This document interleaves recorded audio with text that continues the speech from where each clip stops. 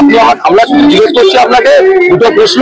168 যেটা লেখা আছে, আপনার কাজ আমার কাজ হচ্ছে সংবাদ নিউজ করা, আমার আর কোনো কাজ নেই, আমার আর কোনো কাজ নেই। ওদের যে ডিগ্রিটা হয়েছে এটা আমাদের এটা জানেন কি আপনার কাজ? না, আমার কাজ হলো আপনি আমাদের কোথা থেকে এসেছেন বা কি কাজ করছেন সেটা বলতে পারেন। না, আমি আপনাকে বলেছি, আমি আপনাকে বলেছি 168 যেটা বলছেন আপনি যে বাড়িটাতে এসছেন আর যে বাড়ির অ্যাড্রেসটা আপনি দেখাচ্ছেন সেটা এক নয়। আপনি কি বলে দিচ্ছেন এক? এইটুকু উত্তর দিন। আমার কোনো ব্যাপার নেই, আমার জিজ্ঞাসা আপনি বলেন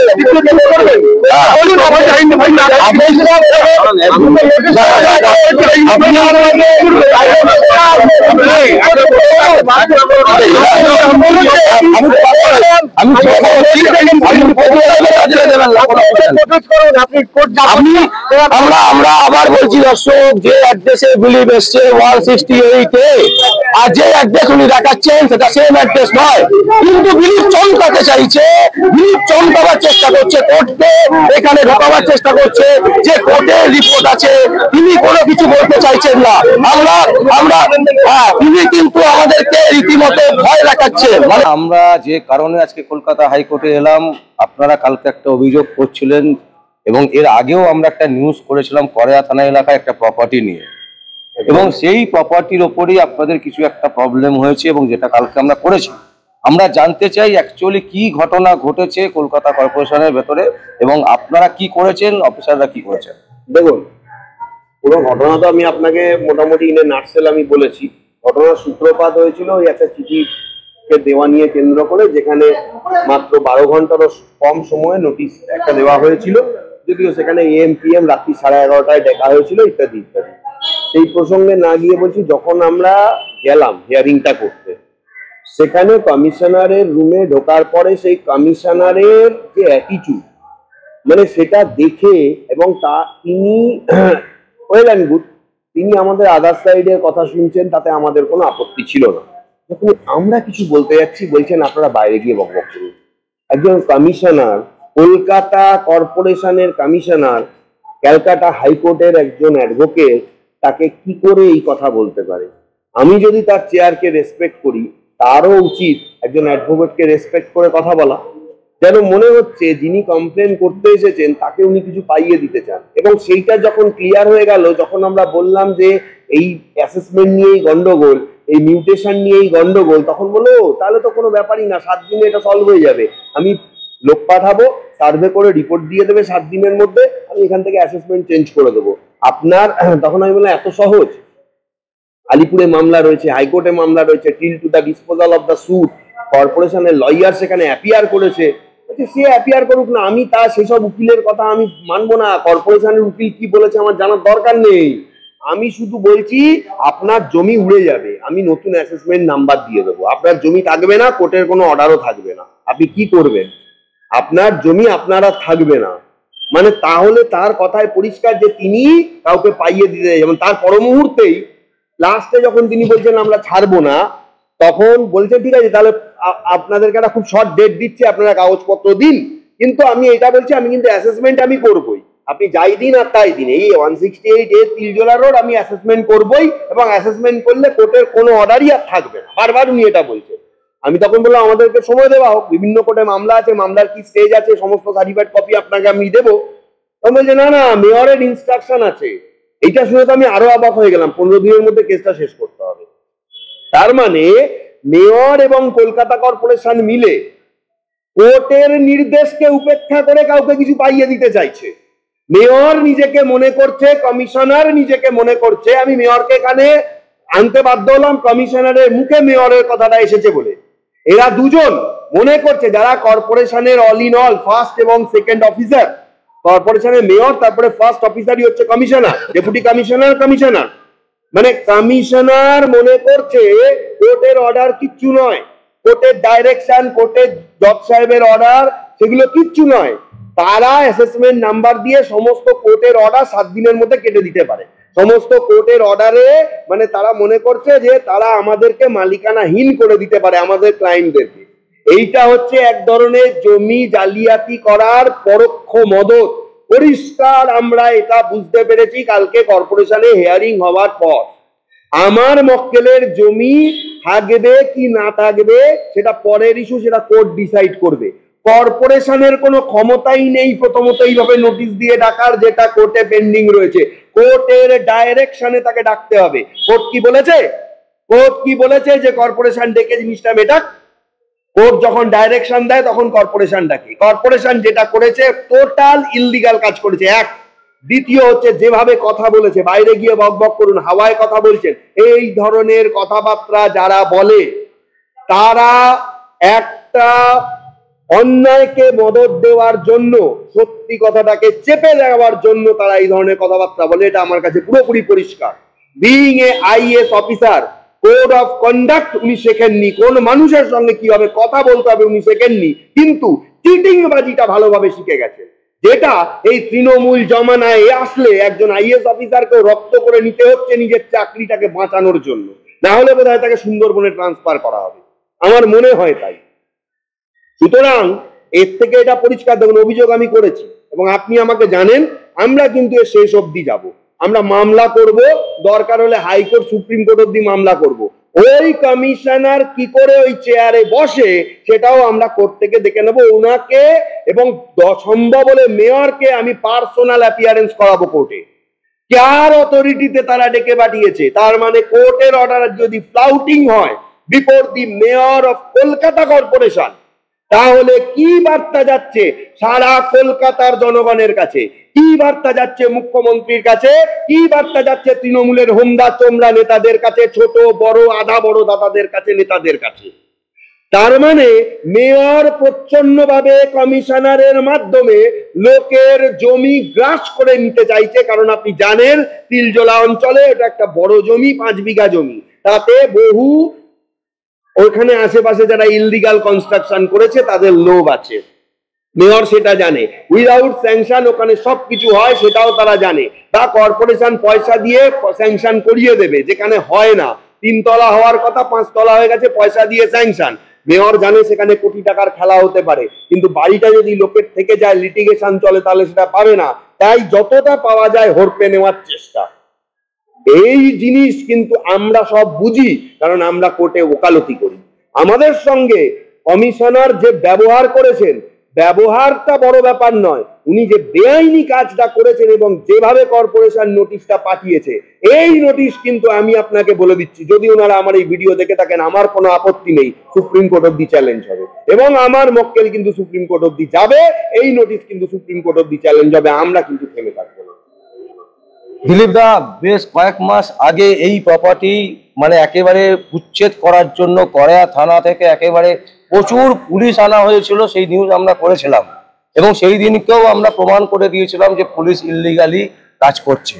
তারপরেও এত বড় সাহস পায় কি করে কলকাতা পুরসভা, যেখানে চারিদিকে দেখা যাচ্ছে মানে বেআইনি নির্মাণ হচ্ছে, জমি দখল হচ্ছে, সেই জায়গায় দাঁড়িয়ে তার মানে কি মেয়র আর মমতা ব্যানার্জি সবাই এর সাথে জড়িত? দেখুন, কলকাতা মিউনিসিপাল কর্পোরেশন যে একটা নোটিশ ইস্যু করেছে, চিঠিটা আপনাদের নোটিশটা আপনাদের কাছে গেছে কিনা আমি জানি না। মিউনিসিপাল কর্পোরেশন যে নোটিশটা ইস্যু করেছে, সেই নোটিশে পরিষ্কারভাবে এক্সিকিউটিভ ইঞ্জিনিয়ার সিভিল বিল্ডিং যে নোটিশটা ইস্যু করছে, সেই নোটিশে কোনো বাদীর নাম নেই। কয়েকজনকে নোটিশ দিয়ে ডাকা হচ্ছে, রেফারেন্স দিচ্ছে একটা প্রেমিসেস ঠিকানা, কে বাদী কে বিবাদী কোনো উল্লেখ নেই এই নোটিশে। এবং সেখানে বলা হচ্ছে রাত্রে 11:30 হিয়ারিং আছে। যাই হোক, আনফর্চুনেটলি আমরা 20 তারিখ বিকালে পেয়েছি। 20 তারিখ বিকালে পাওয়ার পরে 21 তারিখ সকালে 11:30টার সময় আমরা যখন যাই হিয়ারিংয়ে, সেখানে গিয়ে দেখলাম যে অনলি ফর কমিশনার একতরফা শুনছে। যখনই আমরা কোনো কথা বলতে যাচ্ছি তখনই উনি পরিষ্কার বলছেন, যদি বকবক করতে হয় আপনি বাইরে গিয়ে বকবক করুন, আপনার বকবক শোনার জন্য বাইরের লোক রয়েছে, আমি আপনার কথা শুনতে রাজি না। হয় তাহলে ডাকলো কেন? কমিশনারের কাছে আমার একটাই প্রশ্ন, বা কমিশনার এটাও ডাইরেক্ট বলছেন, মেয়র সাহেব আমাকে ডাইরেকশন দিয়েছে উইথিন 15 ডেজ এই ম্যাটারটা ডিসপোজ অফ করবে। যেখানে এতগুলো শুট পেন্ডিং, যেখানে 3খানা ইনজাংশন রয়েছে, সেটা কিভাবে কমিশনার সাহেব নিজে এভাবে করতে পারে, আইন ভেঙে নিজে এভাবে করতে পারে? আমার মাঝে মাঝে মনে হয় যে সরকার চলছে কি সংসার চলছে এটা বোঝা খুব মুশকিল। সংসারের যে গার্জিয়ান থাকে সে এটা ভালোভাবেই জানে যে সংসারটাকে কিভাবে চালাতে হয়। মেয়র সাহেব, আমার মনে হয় এটা মেয়র সাহেবের শেখা উচিত যে সংসারটা ভালোভাবে চালাতে গেলে কি করণীয়। যিনি কোর্টের অর্ডারটাকে অমান্য করেন, যিনি মানে কোর্টের অর্ডারটাকে মানেন না, পরিষ্কার বলছেন যে কোর্ট আমরা মানি না, কোর্টের অর্ডার আমরা মানি না। যদি 168A প্রেমিসেসের যদি অস্তিত্ব না থাকে, কোর্টের অর্ডার আমরা মানি না, তাহলে আমার প্রশ্ন কমিশনার সাহেবের কাছে, লন্ডন সিভিল কোর্ট কি মুখ দেখে কি ইনজাংশনটা দিয়েছেন? যেখানে কন্টেস্ট করছে কেএমসি, ওনারই অ্যাডভোকেট কন্টেস্ট করছে, যেখানে কমিশনার অ্যাজ এ পার্টি, তাহলে কি লন্ডন সিভিল কোর্ট কি মুখ দেখে দিয়েছেন? তাহলে কি ধরে নিতে হবে যে জুডিশিয়াল সিস্টেমের উপরে commissioner as a IAS officer একটা জুডিশিয়াল সিস্টেমের উপরে চলে যাচ্ছেন? তিনি জুডিশিয়াল সিস্টেমকেই মানেন না? এইভাবেই চলছে। আর পরিষ্কার উনি বারবার একটাই কথা বলছেন যে মেয়র সাহেব তাকে ডাইরেকশন দিয়েছেন 15 দিনের মধ্যে এই ম্যাটারটা ডিসপোজ অফ করার জন্য। যেখানে এতগুলো শুট পেন্ডিং, কি কারণে, কোন ডাইরেকশনে কোনো উল্লেখ নেই, নোটিশ ইস্যু করছে। যেখানে কোনো বিবাদীর নাম নেই, অনলি ফর তার চেম্বারে মিটিং অ্যারেঞ্জমেন্ট করছে। কোন বড় হাত রয়েছে যে হাতটার বিনিময়ে আপনার 11:30টার সময় 11th আওয়ারে মিটিং, তার চেম্বারে মিটিং ডাকতে হচ্ছে? কি এমন প্রয়োজন? এই প্রপার্টিটা নিয়ে কেএমসির কি এমন স্বার্থ রয়েছে, বা কেএমসির নেতাদের, মেয়রের বলুন বা কমিশনারের বলুন, কি এমন স্বার্থ রয়েছে? কারণ এভাবেই চলছে, লোক দেখানো সিস্টেম চলছে। আমি এই পুলিশ অফিসারকে এই করছি, বদলি করছি, এই ফোকাস করছি, এই করছি, তাই করছি, কিন্তু ভিতরে দিয়ে দেখা যাচ্ছে যে টোটালটাই দুর্নীতি জড়িয়ে আছে। টোটাল এরা বকলমে সবই দুর্নীতি করছে। সাধারণ মানুষকে বেঁচে খাওয়ার অসত্যটুকু পর্যন্ত তারা দিচ্ছে না, কারণ যে কোনো জায়গায় যেখানে ফাঁকা পাচ্ছে সেখানে পর্যন্ত তারা দুর্নীতির অস্ত্র চালিয়ে দিচ্ছে। সুমিতা, যেটা আমার বিষয় মানে সব থেকে বড় প্রশ্ন মনে হচ্ছে যে মেয়রের নাম নিচ্ছে, মানে মেয়র পুরোপুরি এর সাথে ইনভলভ আছে। একটা প্রপার্টি একজন কমিশনার মেয়রের নাম নেবেন, এটাও তো একটা ইল্লিগাল। হ্যাঁ, অবশ্যই অবশ্যই। মেয়রের নাম তিনি নেওয়ার কারণটাই হলো, আমাদের বোধ বুদ্ধিতে এইটুকুই বলে যে এর মধ্যে মেয়রেরও ইন্ধন রয়েছে। নাহলে মেয়র কেন বলবেন? একতরফা মেয়র কিভাবে বলতে পারেন? মেয়র একতরফা একজনের কথা শুনে আমি ধরে নিলাম আমার বিরুদ্ধে কমপ্লেন করেছে তিনি মেয়রের কাছে গেছেন, যার বিরুদ্ধে আমার মামলা চলছে, কোর্টে সব জায়গায় হেরে হেরে মুখ দেখানোর জায়গা নেই, তিনি এখন মেয়রকে ধরেছেন। তাহলে মেয়র তার প্রতিনিধিদের মারফত আমাদের কথা না শুনে, আমাদের কথা কোনো শোনারই চেষ্টা করছেন না, তার কাছে যে গেছে তার ফেভারে কিভাবে অর্ডারটা করা যায় সেইটা নিয়ে চিন্তা। কেন? কিসের তোমার এত তাড়া, কিসের তোমার এত ইচ্ছা? কিন্তু আমি আপনাকে বলে দিই, কমিশনারই চেষ্টা করুক আর মেয়রই চেষ্টা করুক, ওই কোর্ট অর্ডার ভায়োলেট করে কর্পোরেশনের ক্ষমতা নেই যিনি তার কাছে অভিযোগ করেছেন তার হয়ে প্রপার্টিটা লিখে দেওয়া। কমিশনার তো কোর্টে কন্টেস্ট করছে, কমিশনার কোর্টে কন্টেস্ট করছে। আর 3টে ইনজাংশন রয়েছে, আলিপুর কোর্টের 2টো কোর্টের ইনজাংশন রয়েছে, আপার কোর্টের সিনিয়র ডিভিশন ডিস্ট্রিক্ট জাজ, এবং মুন্সিপ কোর্টের একটা ইনজাংশন রয়েছে, হাইকোর্টে একটা রিট পেন্ডিং রয়েছে।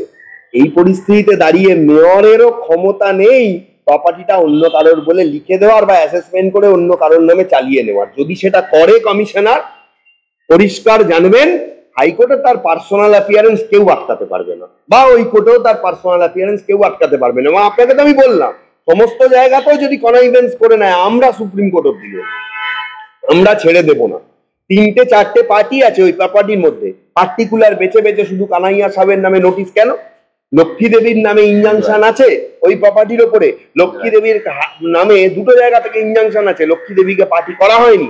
যখন আমরা বলছি তাকে পার্টি করুন, তারা বলছে আচ্ছা আচ্ছা দেখছি, আমরা চিন্তা করছি। মানে তারা পুরো ব্যাপারটা জানেন, পুরো ঘটনাটা জানেন।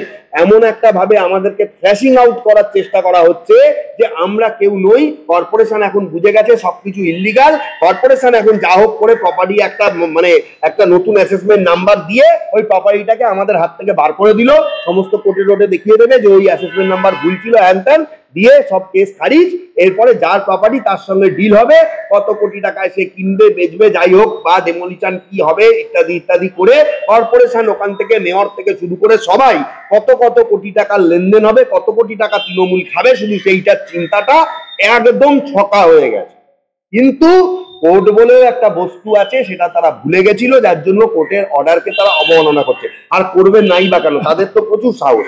মুখ্যমন্ত্রী একবার বলেছিলেন ওবিসি অর্ডারের পরে, আমি কোর্ট অর্ডার মানি, মুখ্যমন্ত্রী, রাজ্যের মুখ্যমন্ত্রী, তিনি বলেছিলেন আমি কোর্ট অর্ডার মানি না। তাহলে এরা তো সেই মুখ্যমন্ত্রীরই মানে স্নেহধন্য, সমস্ত রাজ্য সরকারি বড় বড় পোস্ট হোল্ড করা এক বড় বড় মাস্টার মাইন্ড। রাজ্য সরকারের বড় পোস্টে রয়েছেন ফিরহাদ হাকিম, বিধায়ক, কলকাতার মেয়র। তিনি যদি মুখ্যমন্ত্রীর স্বরে গলা মেলান, কারোর কিছু বলার নেই, কিন্তু কোর্ট অর্ডার মানতে হবে। সে মুখ্যমন্ত্রী হলেও মানতে হবে, আর মেয়র হলেও মানতে হবে, আর কমিশনার হলেও মানতে হবে। যদি তারা বলে যে কোর্ট অর্ডার মানি না বলে বেঁচে যাব, তাহলে কোর্টেরও অনেক রকম প্রভিশনস রয়েছে কিভাবে কোর্ট অর্ডার মানাতে হয় কর্পোরেশনকে, সেটা কোর্টও দেখিয়ে দেবে, ভবিষ্যতে আমরাও দেখাবো। আমি এইটুকু বলবো, কর্পোরেশন দেখুন, আমরা যে সতর্ক ছিলাম বলে, যদি আপনি ধরে নিন আমরা যে অ্যাডভোকেটরা গেলাম না, অনেক সময় এই ধরনের হিয়ারিং এ অ্যাডভোকেটরা যায় না, তাহলে উল্টো পাল্টা বুঝিয়ে কর্পোরেশন কোনো লোকের কাছে এরকম একটা অর্ডার করিয়ে নিল, করিয়ে নিয়ে অ্যাসেসমেন্ট ঘুরিয়ে, তার তো প্রপার্টিটা তার দেখা গেল তার বাপকালে প্রপার্টি, এই প্রপার্টিটা আজকের ডিসপিউট নয়, এই লিস্ট যা আছে, যা দলিল আছে, এগুলো আজকের ডিসপিউট নয়। এই ডিসপিউট আজকে কিছু না হলো 40 বছরের ডিসপিউট, সেটা কর্পোরেশন নাকি 7 দিনে অ্যাসেসমেন্ট চেঞ্জ করে ঠিক করে দেবে। এই কমিশনার কদিন হয়েছে আমি জানি না, আমি দেখলাম রিসেন্ট মনে হয় 2024 সালেই হয়েছে। আমি বলবো আপনি আগে একটু নলেজ বাড়ান। চেয়ারে বসে বড় বড় কথা বললে না কি হয় সেটা আপনি জানেন না, আর কোর্টে পার্সোনাল অ্যাপিয়ারেন্স কাকে বলে সেটা আপনি এখনো দেখেননি, সেটা কিন্তু আমরা আপনাকে করিয়ে ছাড়বো, আমরা কিন্তু ছাড়বো না। আর আপনি যা বলেছেন, আপনার বিরুদ্ধে সব জায়গায় কমপ্লেন হয়েছে, দিল্লিতে হয়েছে, স্বরাষ্ট্র দপ্তরে হয়েছে। মনে রাখবেন, আপনার টিকিটা দিল্লিতে বাঁধা। আপনি আইএস অফিসার, আপনি কেন্দ্রীয় সরকারের একজন অফিসার, কাজ করছেন রাজ্য সরকারের অধীনস্থ হয়ে, কিন্তু আপনার মাইনেটা কেন্দ্র থেকে রাজ্যে আসে, রাজ্য থেকে আপনার মাইনেটা হয়, আপনার অ্যাপয়েন্টমেন্ট কেন্দ্র দিয়েছে। আপনি যে দুর্নীতি করছেন এটা কিন্তু আমরা কেন্দ্রকে জানিয়েছি, এবং কেন্দ্র যাতে এটা জবাবদিহি চায় তার জন্য আমরা ব্যবস্থা নেব। আপনি সব জায়গা থেকে বেঁচে বেরিয়ে আসতে পারবেন তো? আপনার এই দুর্নীতিটা আপনাকে শেষ অবধি সাথ দেবে তো? দেখা যাক, সময় বলবে। আচ্ছা, আর একটা প্রশ্ন করছি দিলীপ দা, যেটা সব থেকে গুরুত্বপূর্ণ। ওখানে একটা সম্প্রদায়ের মানুষ বাস করে, তার মাঝখানে একটা অন্য সম্প্রদায়ের মানুষ চলে আসছে, যাদের প্রপার্টিটা নিয়ে এই বিশাল কাহানি চলছে। এটা কি তার কারণের জন্য, নাকি এটার কারণ হচ্ছে শুধুমাত্র পয়সা? আমার তো মনে হচ্ছে যে কমিশনার সাহেবের কাছ থেকে যখন হিয়ারিং করে বেরোলাম, আমার তো মনে হচ্ছে জাস্ট এটা একটা হিন্দু মুসলিম জিনিস খেলার চেষ্টা চলছে।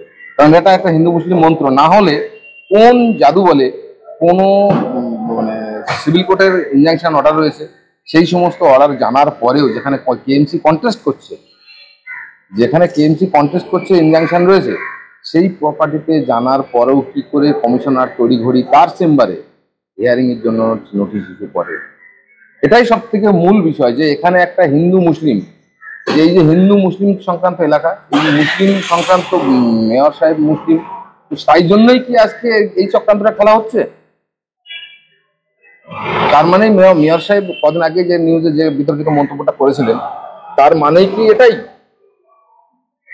যে হিন্দুদেরকে নিধন করে মুসলিমদেরকে এই সিস্টেমের সবটা পাইয়ে দেওয়া হচ্ছে, বা এই পাইয়ে দেওয়ার রাজনীতি চলছে? এটাই সব থেকে প্রশ্ন তুলে। কমিশনার ডাইরেক্টলি বলছেন যে মেয়র সাহেব হস্তক্ষেপ করেছে। যদি মেয়র সাহেব হস্তক্ষেপ করে থাকে, এখানে কি এমন ঘটনা ঘটলো যেখানে ইনজাংশন পেন্ডিং, সেখানে কি করে মেয়র সাহেব হস্তক্ষেপ করতে পারে? মেয়র কি আইন জানে না? মেয়রদের তো আইন জানা উচিত। কলকাতার মেয়র কন্টেস্ট করে আসুক, তারা তো কন্টেস্ট করছে, সিভিল কোর্টে তারা তো কন্টেস্ট করছে, তাহলে কি হিন্দু মুসলিম জিগির তুলে দেওয়াই কি লোক করাবে? এটাই সব থেকে বড় প্রশ্ন। আমার মনে হয় এটা মেয়র সাহেবকেই উত্তর দিতে হবে যে আগামী দিনে এই পরিণতিটা কোন দিকে যায়, আর এর জন্যই সম্পূর্ণ দায়ী থাকবেন মেয়র সাহেব। একদমই একদমই একদমই শ্রমিক দা, আমাদের মানে আমরা যেটা বলতে চাইছি যে তার মানে প্রপার্টিটার উপরে শুধুমাত্র যে প্রপার্টি ক্রপ করবো তা নয়, মানে ওইখানে সংখ্যালঘু হচ্ছে হিন্দু, তো সেই সংখ্যালঘুদের উপরে অত্যাচার করবো, তাদেরকে দমাবো, তাদেরকে হতে পারে, আমরা সেটা মনে করি না। দেখুন, আমাদের এখানে হিন্দু মুসলিম কোনো দ্বন্দ্ব আছে বা থাক এটা আমরা মনে করি না, কিন্তু বেলডাঙ্গার ঘটনার পর আমি অবাক হই যে আমি আপনাকে আজকে একটা ইয়ে করছি, বলতে বাধ্য হচ্ছি। আমি জানি না এটার জন্য যদি আপনি রেস্ট্রিকশন খান, আপনি আমার কাছে আসবেন, আপনার মামলা আমি বিনা পয়সায় লড়বো। আমার বক্তব্য, হাইকোর্টে 2 দিন ধরে মামলা হয়েছে বেলডাঙ্গা মুর্শিদাবাদ নিয়ে হয়েছে, সেখানে 8 ঘন্টার মধ্যে ইন্টারনেট খুলে দিতে বলেছে। এখনো পর্যন্ত বহরমপুরের মানুষ, আমি বহরমপুরে আমার জন্ম, বহরমপুরে আমার বাড়ি আছে, সবকিছু বহরমপুরের মানুষ, আমার আর্জেন্ট ইন্টারনেটে তাদেরকে হোয়াটসঅ্যাপে আমার কিছু মেসেজ, কিছু পাঠানোর দরকার আছে, মেল পাঠানোর দরকার আছে, সেখানকার কোর্টের কিছু মামলার বিষয় তারা আমাকে পাঠাবে আর্জেন্ট বেসিসে। কোনো ইন্টারনেট এখনো পর্যন্ত কাজ করছে না। কেন? কার অধিকার আছে হাইকোর্টের অর্ডারের উপরে এই রাজ্য সরকারের হস্তক্ষেপ? কেন্দ্রীয় সরকার বলেছে? কেন্দ্রীয় সরকার বলেছে ওখানে ইন্টারনেট বন্ধ রাখতে? এরকম কোন নোটিফিকেশন আছে? আর রাজ্য সরকারের কোন অথরিটি আছে ইউটিউব এবং মিডিয়াকে তারা পাঠায় যে বেলডাঙ্গা, বহরমপুর, মুর্শিদাবাদ নিয়ে কোনো খবর করা যাবে না? ও চতুর্থ স্তম্ভ হচ্ছে কনস্টিটিউশনের প্রত্যেকটা সংবাদ মাধ্যম। কোন সরকারের কোনো ক্ষমতা নেই কোন সংবাদ মাধ্যমের খবর প্রকাশের উপর কোনো রেস্ট্রিকশন আনা। যে সরকার আনে তার বিরুদ্ধে, তার অ্যাক্টিভিটির বিরুদ্ধে হাইকোর্টে সরাসরি মামলা করা যায়। যদি এই খবর আপনি প্রচার করবেন, যদি কোনো সমস্যা হয় আপনি আমাকে বলবেন, আমি দিলীপ দা, আমাদের যে টিম, অনুপম দা সবাই আছে, সুপ্রিম কোর্ট অব্দি মামলা লড়বো। আমি দেখবো রাজ্য সরকারের কোন এখতিয়ারে রাজ্য সরকার এটা বন্ধ করে রেখেছে। একদম একদম। দর্শক, আমরা যে খবরটা গড়িয়া থানা এলাকাতে কিভাবে পুলিশ একেবারে ঝাঁপিয়ে পড়েছিল প্রপার্টিটাকে রব করার জন্য, এখন সেটা মেয়র এবং তার সাথে তাদের দলবল, এই জিনিস কিন্তু চলতে দেওয়া যায় না। এবং এই সংক্রান্ত বিষয়ে আমাদের চোখ থাকবে এবং আপনাদের চোখ থাকুক সংবাদ আবির্ভাবে। আমার নাম বিশ্বজিৎ পাল, সংবাদ আবির্ভাবের জন্য।